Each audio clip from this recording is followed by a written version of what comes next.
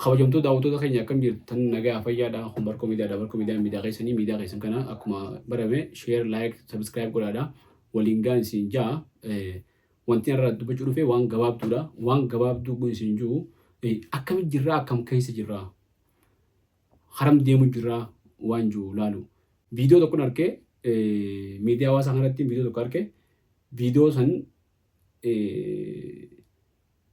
era deddeebi'ee dhageeffadheetiin viidiyoon sun qalbii na tuttuqe amma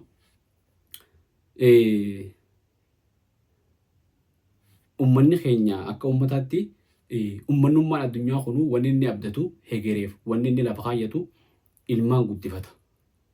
Tokko ilmaan maatii guddifata. Maatiin kun manatti aadaasaa, safuusaa, seenaasaa, amantiisaa, akkaataa jireenya isaa, kabajaa namaa, wantoota isaa barbaachisan akkaataa itti uumamaa hundaa hojii jiraatu, akka itti uumaa rabbii wajjin jiraatu, jiruu fi jireenya isaa hegeree ilmaan itti himuun qofa osoo hin ta'in muuxannoodhaan garsiisaa akkaataa itti hojii jiraatan guddataa ilmoon takka bakka geessee ilma hegeree taatee hegereesiinis ilmaan isii akkasii guddifatti.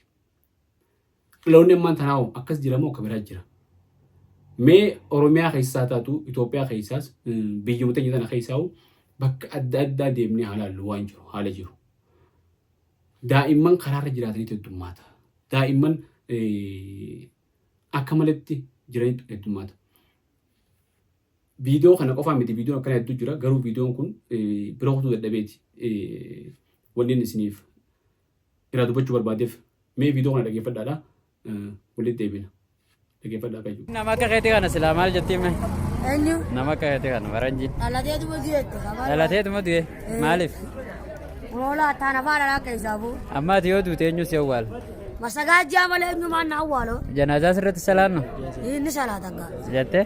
Oromoodhaa mi? Amma zaata nama maaltu si dhaabbatati? Zaata na beelaan na jira man. Dalagattee duba waan nyaattu? Waa takka dalagadne. Innaa qabsaa'uu kan isaan qarree ejjee nama lakkaba. Namni na tumee maallaqa naa kan dhugee. Yoo si dhawan maallaqa fudhatta? As geenye jirre jechuudha. Hayyee akkuma viidiyoo kanarraa agartanitti viidiyoo kun gabaabaadha. Mucaan kun waan jechuu jiru dhageessanii mucaan kun akkaataa inni dubbatu wanti inni dubbatu waan gara nama nyaatu dhugaa dubbachuudhaaf dhugatti. Ilmi namaa ilmaan qaba obboleeyyan qaba namuu fira qaba. Beelaa jechaan nama lakkafu jira jee namni gartee oggaan lakkafe na dhabeellee namni nyaata naa kannuu jiraate. Ilma namaati isinis itti ilaala waan kana. Namuu ilaaleetuma waan kana laayik godhee kuun itti hoflee kuun waan godhee bira hute. Namni waraabu jiru sunillee waan jiru marratti dhageessanii asirra geenyee jirraa jee. Haramiin ichi dhageenya haramiin. Ol deemuudhaan immoo gad deemuudhaan. Hawaasni tokko yookaan ol guddata yoo ol guddanne gad guddata jechuudha hawaasni tokko. Hawaasni keenya akkana ture. Daa'imni akkanaa kun yeroo kanatti eessa jiraachuu qaba? Mana barumsaa jiraachuu qaba. Bakka itti quraana qara'u jiraachuu qaba. Bakka itti hadiisa baratu jiraachuu qaba. Bakka itti maatiidhaaf qajeelfama maatii godhee guddina isaa shaakalu jiraachuu qaba ilma wantuun.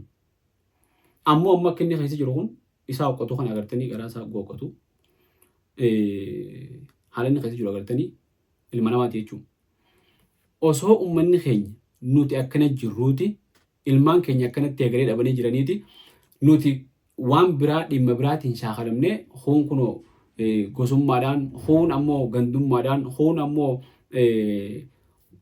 fedhii dhuunfaa adda addaatiin uummata diiguu fi uummata facaasu jira jechuudha. Osoo namni uummata diiguudhaaf gartee gosummaadhaaf maallaqa guuru gosummaadhaaf garee ijaaratee walirra duulu gosummaadhaaf guruuppii ijaaratee deemu gosummaadhaaf tiktok irratti laayivii banatee garee isaa yaammatee nama arrabsu waan adda addaa ajandaa godhu yoo daa'ima kanaaf dabtaraa fi qalama binnee nyaataa dhugaatii binnee fi akka baratan irratti yoo hojjenneewu daa'ima kanaaf akka baratu gooneewu akka daa'imni kun nyaatee dhugee baratu yoo gooneewu akka hegereef ilmaan keenya ol deeman yoo gooneewu mana barumsaa tokko yoo jaarree hoo hadhuunfaa isaa ta'u mana barumsaa jaarree meeshaalee barbaachisu wantoota barbaachisu guunnee akka itti baratan yoo goone hoo waan biraatiifuu hammeenyaafuu gosummaafuu gandummaafuu wal jibbuufuu warra duuluufuu walitti dhufnee zaatii 25 mari'anna. Waan akkanaatiif ammoo hoggaa yaamte biiziidha hojiirra jira waan akkanaa kana namni keenya waliin dhaga'uu siin ja'a namni keenya waliin galuu siin ja'a namni keenya akkana ta'uu siin ja'a. Haa abbuu gosaa si dhagee deemu jiru sun nama biraati eessaa fitattee tolfatte namnummaan sun akkamitti waan akkanaa sin dhageenye akkamitti waan akkanaa sin dhageenye.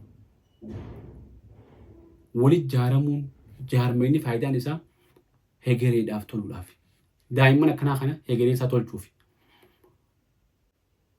Warri viidiyoo kana daawwattan viidiyoo kana sheer godhaa wal biraan gahaadha. Miidiyaa keenya barkoo miidiyaa kana sabskiraayib godhaadha laayik sheer godhaadha.